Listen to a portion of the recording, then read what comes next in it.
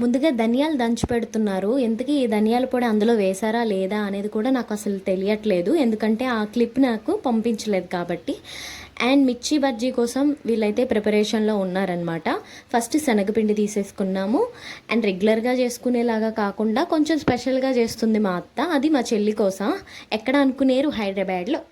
ఆ వీడియోస్ అన్నీ తీసుకువచ్చి నాకు పెట్టిందనమాట.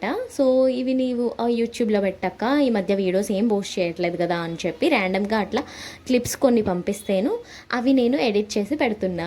సో అందుకే నేను దీని గురించి పెద్దగా ఎక్స్ప్లెయిన్ చేయట్లేదు, ఏమనుకోమాకండే. ఇది మా అత్త స్పెషల్గా చేస్తుందంట. సో ఎలా చేసింది ఏంటి అనేది తను వీడియో తీసి పెట్టుకుంది. ఎప్పుడైనా చేసినప్పుడు యూజ్ అవుతుంది కదా అని. మా మేనత్తికి ఈ మధ్య హెల్త్ సరిగా బాగాలేదు, అందుకని ఇంట్లో ఉంటుంది. ఎప్పుడు ఏదో ఒకటి చేసుకొని తినాలనిపిస్తుందంట.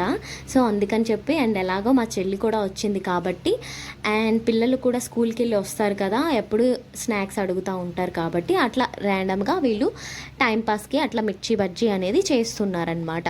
ఇలా స్లైసెస్గా కట్ చేసుకొని అందులో సీడ్స్ ఉంటాయి, అవి ఇష్టం లేని వాళ్ళు తీసేయచ్చు. లేదు అలా తినేస్తాము అనుకుంటే వాటిని అలాగే ఉంచేయచ్చు. మేమైతే అందులో సీడ్స్ ఏం తీయట్లేదు అనమాట. బజ్జీలు ఎరక్కొట్టింది, నాకైతే బాగా నచ్చాయి అక్క అని చెప్తుంది మా చెల్లి. అయితే నేను ఈ బజ్జీలు మిస్ అయ్యానని చాలా ఫీల్ అయ్యాను గైస్. ఇప్పుడైతే స్టవ్ మీద కడాయి పెట్టేసుకొని అందులో ఆయిల్ పోసుకొని ఇప్పుడు ఆయిల్ వేడెక్కినాక మనం బజ్జీలు వేసేసుకోవటమే.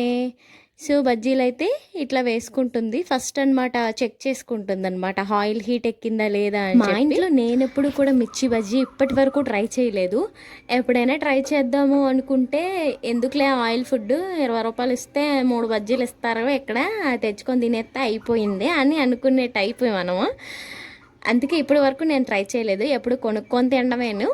సో సర్లే, ఆయిల్ వంటకాలంటే మా ఇంట్లో వాళ్ళకే భయం ఎక్కువ. ఎందుకు ఇంత ఆయిల్ వేసుకొని ఆయిల్ వేస్ట్ అని చెప్పి.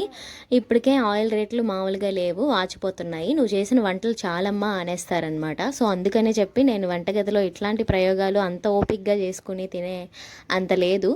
ఒక 20 రూపాయలు పెట్టి 40 రూపాయలు పెట్టి అట్లా కొనుక్కొని తినేస్తూ ఉంటాం అన్నమాట. అది ఇంత ఓపిక్గా మత్తలాగా చేసి పెట్టేవాళ్ళు మనకి దొరికితే చాలా బాగుంటుంది గైస్. బజ్జీలు ఇంత బాగా వస్తాయని అస్సలు అనుకోలేదక్క, చాలా బాగా వచ్చాయి. అత్త మాత్రం చాలా బాగా చేసింది అని ఆ వంటల గురించి, తను చేసిన ఏమేమి తిన్నదో అన్నిటి గురించి తెగ వర్ణించేసింది. మా అత్త గురించి పొగడ్తలే వర్షమే కురిపించేసింది అనమాట. ఈ వీడియో పట్టుకొని వచ్చి ఇంకా నన్ను ఊరించింది కాక ఇంకా దానికోసం ఎక్స్ప్లెనేషన్ 1 గంట నడిచిందనమాట మా ఇద్దరి మధ్య. సో ఇలా గార్నిష్ చేసుకొని మంచిగా ఎంజాయ్ చేస్తూ తిన్నారనమాట. ఈ వీడియో మీకు నచ్చినట్టయితే please do like, share and subscribe to my channel. Bye bye.